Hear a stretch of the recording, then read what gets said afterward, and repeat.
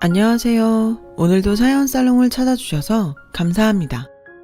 저는 40대 중반의 여성이에요.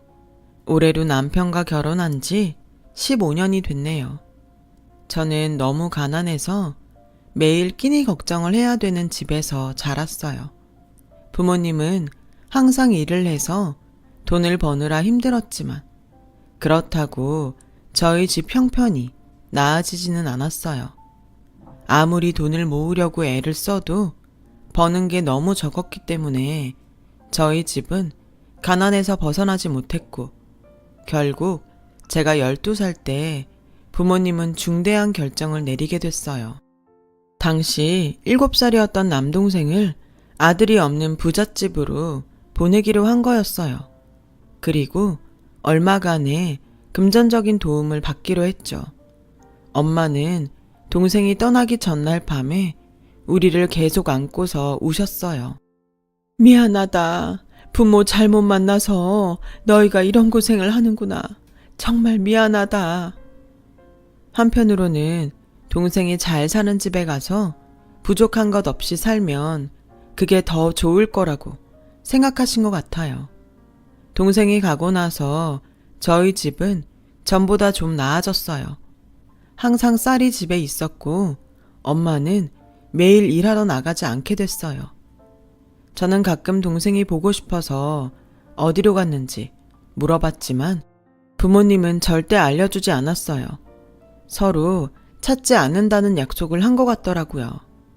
저는 동생을 잊지 않으려고 노력했지만 학교 다니고 공부하면서 가끔 잊기도 했어요. 그럴 때는 동생한테 얼마나 미안했는지 몰라요. 언젠가는 만날 수 있을 거라는 희망을 버리지 않았죠. 하지만 제가 대학교에 들어가고 얼마 안 돼 부모님이 교통사고로 돌아가셨어요. 결국 동생이 어디로 갔는지 듣지 못했고 이제는 찾지 못할 거라는 생각이 들었죠. 그래도 동생이 어딘가에서 잘 지내고 있기를 매일 기도했어요. 저는 대학을 그만두고 동대문에 작은 가게를 얻어 옷을 팔았어요. 부모님이 빚진 게 있어서 그걸 갚고 나니 돈이 얼마 안 남았거든요. 저는 다시 어릴 때 내일은 밥을 못 먹는 게 아닐까 걱정하던 게 트라우마로 남아서 저는 돈 때문에 전전긍긍하며 살기가 싫었어요. 그래서 악착같이 돈을 벌어서 모았죠. 다행히 제가 만든 옷들이 반응이 좋아서 매출이 점점 늘어났어요. 그렇게 열심히 장사를 하면서 남편을 만나게 됐어요. 남편은 제가 있던 상가에 점포를 몇 개나 가지고 있던 임대업자였어요. 젊은 나이에 성공하다 보니 가게를 하는 사람들 사이에 이런저런 소문도 많았어요. 상가 점포뿐만 아니라 재개발 지역에 땅이 있고 건물도 있다는 말도 있었죠. 저는 남편이 제게 관심을 보일 때 거절하지 않았어요. 기왕이면 돈이 좀 있는 사람을 만나고 싶은 게 솔직한 심정이었거든요. 남편은 제가 야무지게 일 잘하는 모습이 보기 좋다고 했어요. 항상 보면 가게 문도 제일 일찍 열고 늦게 닫고 옷도 손님들이 고르기 좋게 진열도 잘 해놓더라고요. 이렇게 꼼꼼하고 확실한 사람이랑 같이 살면 참 좋겠다고 생각했거든요. 라며 제게 프로포즈를 하더라고요. 저는 너무 얼떨떨해서 근데 저는 상진 씨처럼 부자도 아니고 공부를 많이 한 것도 아니에요. 저를 좋게 봐준 건 감사하지만 나중에 저한테 실망하실지도 몰라요. 저도 대학 안 나왔어요. 어떻게든 먹고 살려고 일찍부터 일하다 보니 남들보다 빨리 돈을 좀 모은 것 뿐이에요. 저는 수인 씨 지금 모습이 좋아요. 고민이 됐어요. 주변에서는 저런 돈 많은 젊은 임대업자는 바람도 많이 피고 속 많이 썩일 거라면서 말렸죠. 저도 그 생각을 안 해본 건 아니었어요. 하지만 분명 남편을 좋아하는 마음도 컸어요. 그래서 혹시 하는 마음에 할 수 있는 대로 남편 뒷조사를 좀 해봤죠. 그랬더니 따로 만나는 여자도 없었고 금전관계나 사업도 깔끔했어요. 저는 남편이 제 지금 모습이 좋다는 말을 믿고 결혼을 하기로 했어요. 남편도 일찍 부모님이 돌아가셔서 둘이 사이좋게 손을 잡고 식장에 들어갔죠. 결혼식을 마치고 나서 저는 남편에게 동생 이야기를 했어요. 좋은 일은 아니었지만 어차피 알아야 된다고 생각했거든요. 또 여전히 동생한테 미안한 마음이 있고 언젠가 만나게 될 거라는 희망을 버리지 않았다고 했죠. 어릴 때 그런 일이 있었다니 정말 힘들었겠네. 어린 마음에 상처가 컸겠어. 이렇게 얘기해줘서 고마워. 생각보다 더 관대하게 받아들이더라고요. 저는 그런 남편을 남들 말만 듣고 의심했던 게 미안하고 또 고마웠어요. 그래서 제 일을 계속하면서도 집안일도 소홀하지 않고 최선을 다해 남편을 위해 신경을 썼죠. 저희는 그렇게 별 문제 없이 6개월 정도를 행복하게 지냈어요. 그런데 어느 날부터인가 남편이 자꾸 생활비를 늦게 주더라고요. 원래 주기로 한 날짜에서 하루 이틀 늦어지더니 나중에는 일주일, 한 달 이렇게 밀리게 됐어요. 처음에는 저도 돈을 버니까 크게 신경 쓰지 않았지만 한 달이 지나도 생활비를 주지 않으니 더는 가만히 있을 수 없었어요. 요새 무슨 일 있어? 지난달 생활비 안 줬는데 혹시 잊어버린 거야? 아, 그랬지. 미안. 내가 깜빡했어. 이따 나가자마자 넣어줄게. 라며 그날 바로 입금을 했길래 정말 잊어버렸나 보다 했죠.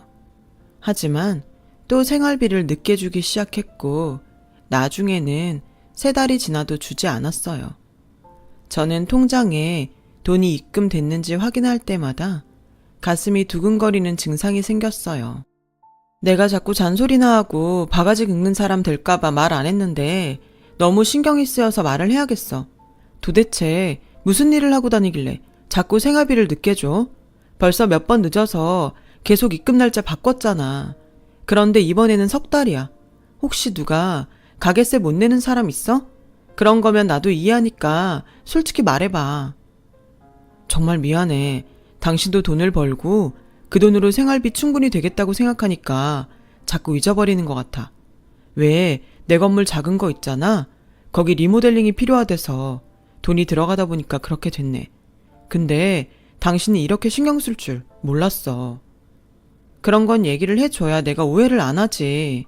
아무 말도 없이 생활비도 안 주니까 무슨 큰일이라도 생긴 건가 걱정했잖아. 나도 돈이 들어올 게 안 들어오니까 마음이 불안해지고. 당신 많이 불안했구나. 당신 돈도 꽤 있고 우리도 이렇게 넉넉하게 사는데 불안해하지 않았으면 좋겠어. 우리보다 더 없이 사는 사람들도 많잖아. 넉넉하긴 하지만 들어올 돈이 들어와야 적금도 제대로 넣는 데다가 들어올 돈이 안 들어오면 자꾸 불안하단 말이야. 내가 너무 없이 살아서 그런 것 같긴 한데 나도 어쩔 수가 없어. 알았어. 미안해. 내가 앞으로 밀리지 않고 잘 넣을게. 라고 저를 달랬고 그날 밀린 생활비를 다 보내주더라고요. 그렇게 몇 번 더 실랑이를 벌이고서야 남편은 제때에 생활비를 넣어줬어요. 그러던 어느 날 제가 가게에 나갔는데 건너편에 있는 친한 언니가 자기야, 자기네 B동 땡땡호 왜 팔았어?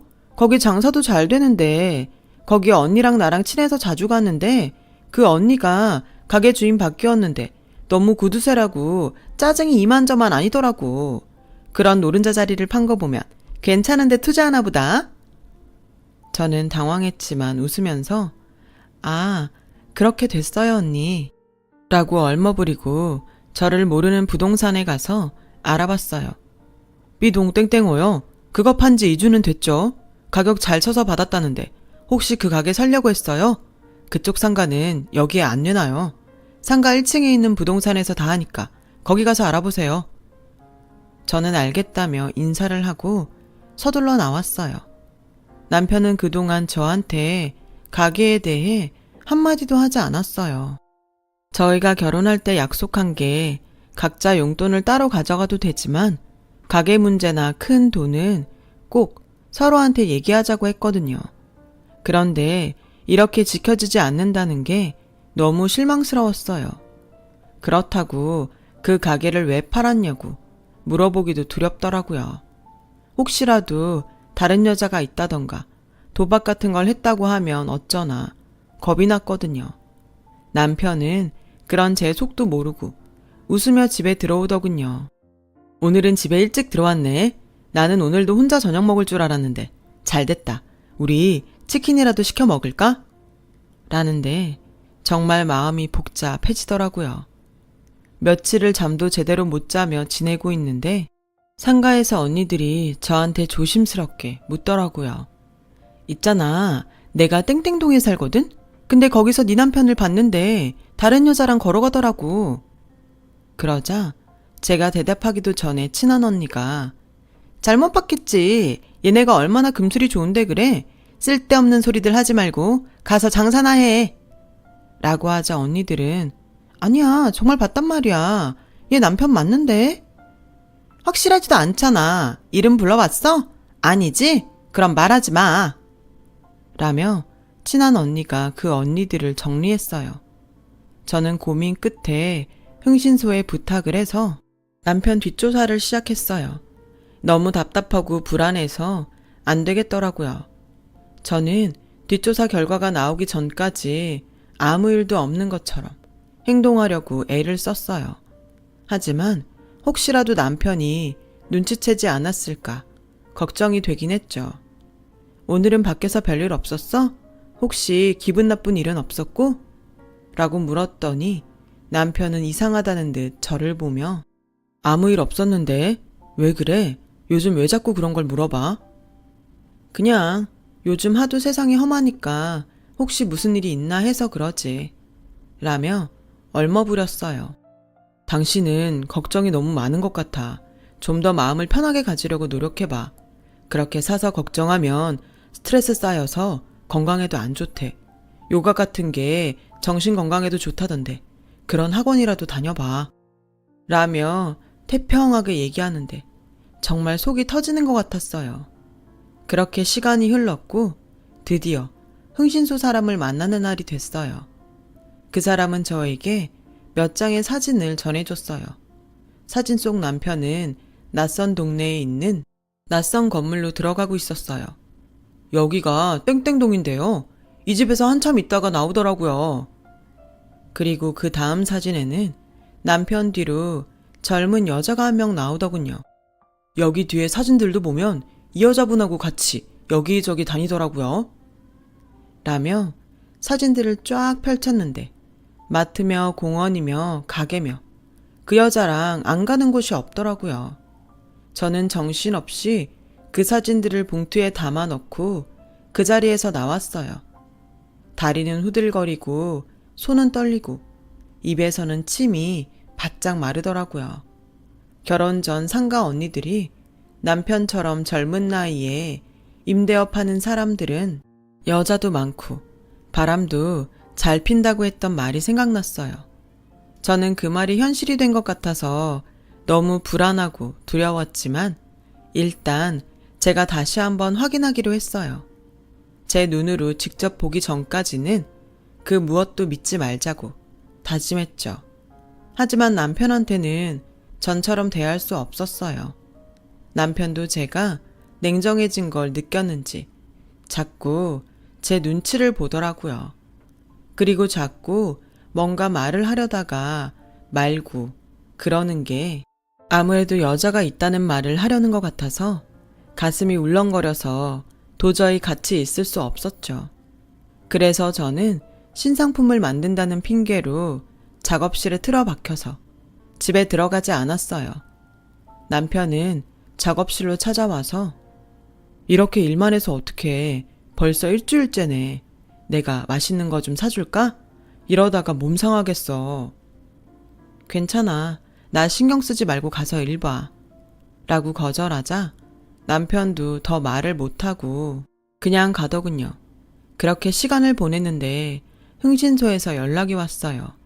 남편이 차를 타고 땡땡동 쪽으로 가고 있다는 거였어요. 저는 바로 작업실을 나와서 택시를 타고 땡땡동으로 갔어요. 가는 동안 어찌나 가슴이 두근대고 얼굴에 열이 올라오는지 택시 기사가 무슨 말을 하는데도 하나도 들리지 않더라고요. 저는 흥신소 사람이 말한 곳에 내려서 사진에 있던 건물을 봤어요. 5층짜리 상가주택이더라고요. 그리고 거기에서 남편이 사진 속 여자와 나오는 것을 똑똑히 봤죠. 남편과 여자는 웃으면서 무슨 얘기를 하고 있더라고요. 저는 혹시라도 남편이 저를 알아볼까봐 다른 건물 뒤에 단단히 숨어서 남편과 여자가 어디론가 가는 걸 계속 지켜봤어요. 그리고 두 사람의 모습이 보이지 않게 된 다음에 그 건물 앞으로 갔죠. 1층은 점포들 세를 주고 위에는 사무실과 방이 있는 건물이었어요. 여기서 남편이 저 여자와 산다고 생각을 하니까 말할 수 없는 배신감이 밀려왔어요. 화가 너무 나서 거기 있는 가게 물건들을 다 때려 부수고 싶은 충동이 들었지만 다 꾹 참고 일단 집으로 돌아왔어요. 그리고 방에서 혼자 통곡을 하며 울었죠. 한바탕 울고 난 저는 남편이 오기 전 세수를 싹 하고 아무 일도 없는 것처럼 행동했어요. 저는 그날 이혼하기로 마음 먹고 변호사를 선임했어요. 그리고 필요한 서류들을 차곡차곡 준비해 나갔어요. 결혼한 지 1년도 안 돼서 이혼을 한다는 게 주변에도 너무 창피했죠. 하지만 주변의 충고를 안 들은 제 잘못이니까 어쩔 수 없다고 생각했어요. 그 즈음 남편은 자꾸 저를 보면서 무슨 얘기를 하려고 했어요. 있잖아, 저기 혹시 나한테 할 얘기 없어? 라든가 저기 말이야, 이따 밖에서 좀 볼까? 라며 말을 걸었지만 전 대꾸하지 않았어요. 아무래도 남편도 제가 알고 있다는 걸 눈치챈 것 같았어요. 그래서 되도록 빠른 시일 내에 이혼 얘기를 꺼내야겠다고 생각했죠. 저는 변호사에게 여러 조언을 들었어요. 증거 자료들을 보여주되 원본 말고 복사본들을 보여주라는 말도 하더라고요. 저는 남편이 여자와 찍힌 사진들을 여러 장씩 만들고 남편이 생활비를 늦게 보내줬던 것까지 통장들을 싹 복사해놨어요. 생활비를 안 줬을 때 제 돈으로만 감당했던 영수증들도 전부 모아놨고요.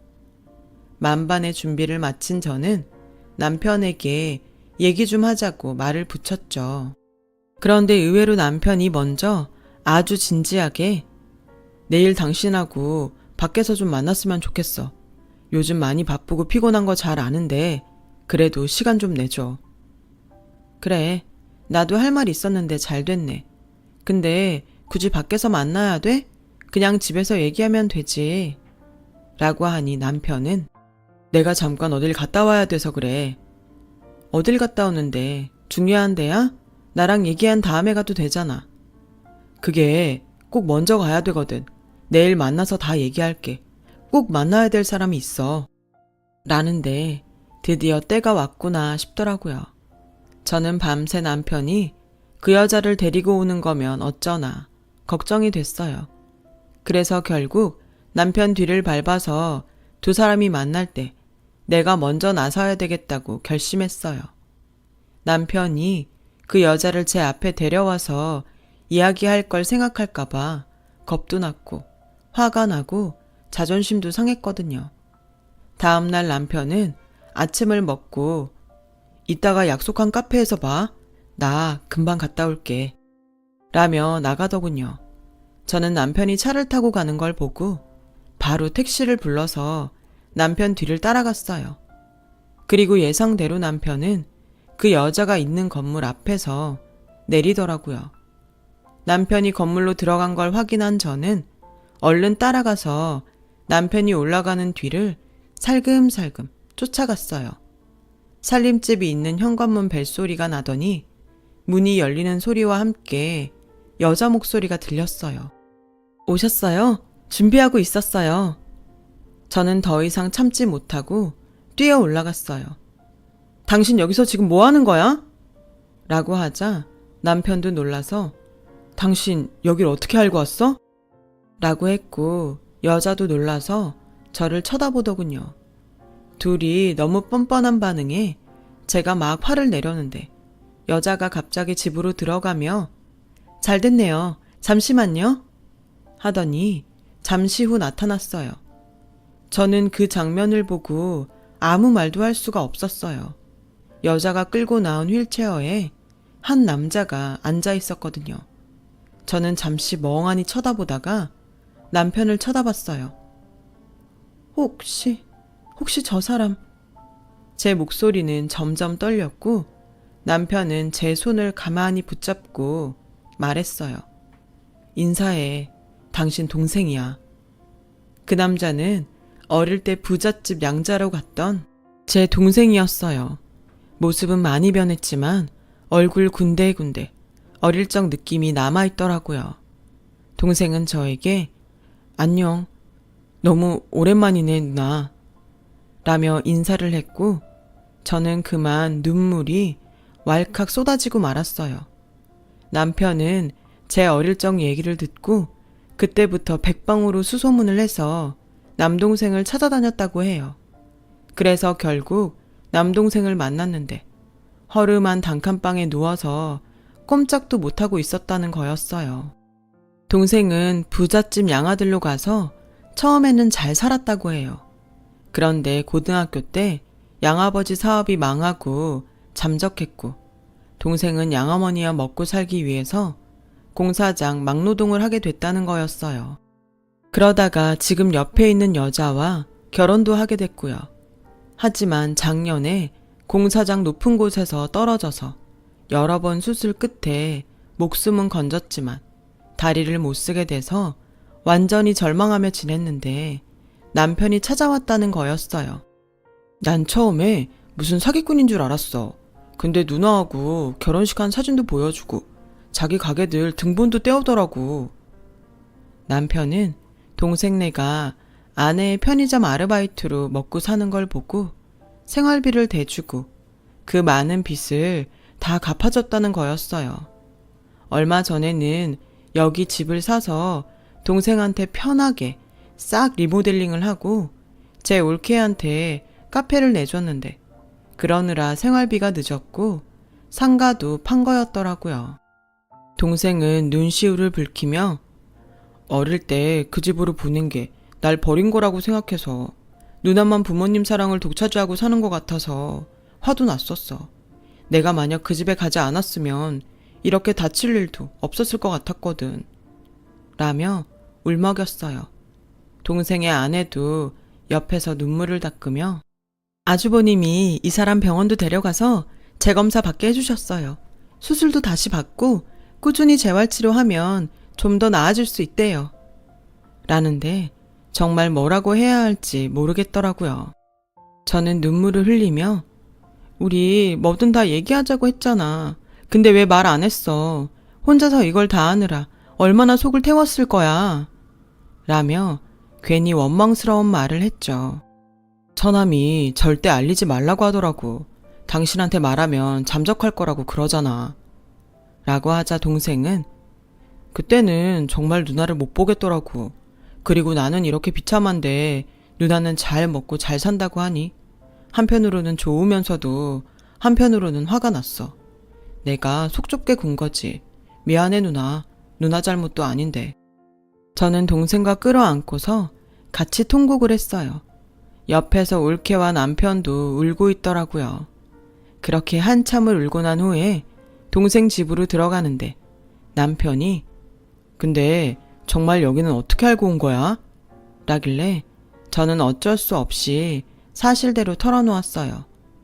제 얘기를 다 들은 남편은 웃으면서 안 그래도 내가 여기서 상가 사람을 만났거든.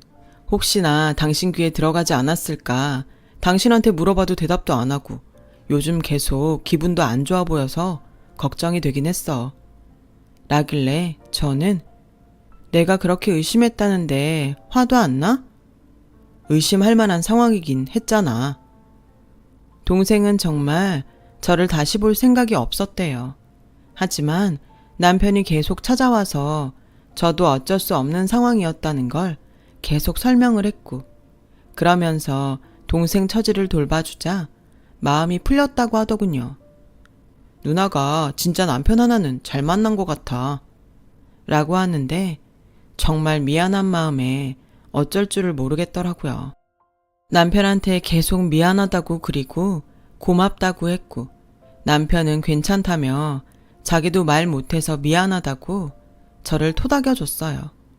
그렇게 저와 남편의 사이의 오해는 풀리게 되었죠. 동생은 수술을 받게 됐어요. 저는 동생이 재수술을 하는 동안 수술실 앞에서 지키고 있었어요. 동생은 무사히 수술을 마쳤고 재활치료에 들어갔어요. 올케가 카페 일로 바쁠 때는 제가 동생을 데리고 병원에 다녔고요. 그렇게 몇 년간 노력했더니 동생은 일어나서 걸을 수 있게 됐어요. 물론 지팡이를 짚어야 되긴 했지만 그것도 차차 나아질 거라고 믿고 있어요.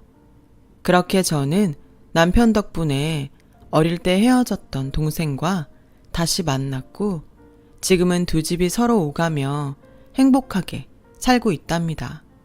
저와 남편 사이에는 아들, 딸, 남매도 생겼고요. 동생도 딸을 낳았어요. 정말 예전에 고생했던 걸 생각하면 요즘은 매일이 꿈만 같아요. 동생은 온라인 쇼핑몰을 만들어 직원을 두고 제가 만드는 옷들을 판매하고 있어요. 저도 더 제대로 하고 싶어서 애들을 키우면서 의상 공부도 틈틈이 하는 중이에요. 나이가 많지만 앞으로를 위해서 더 많이 배워야죠. 인생이란 게 그 자체가 참 영화인 것 같아요. 지금까지 제 이야기를 들어주셔서 너무 감사합니다. 모든 분들 좋은 일만 있었으면 좋겠어요. 그럼 늘 행복하고 건강하세요. 여러분, 사연 댓글에 응원과 현명한 조언 부탁드려요. 좋아요와 구독은 저에게 큰 힘이 됩니다. 오늘도 좋은 일 가득하세요.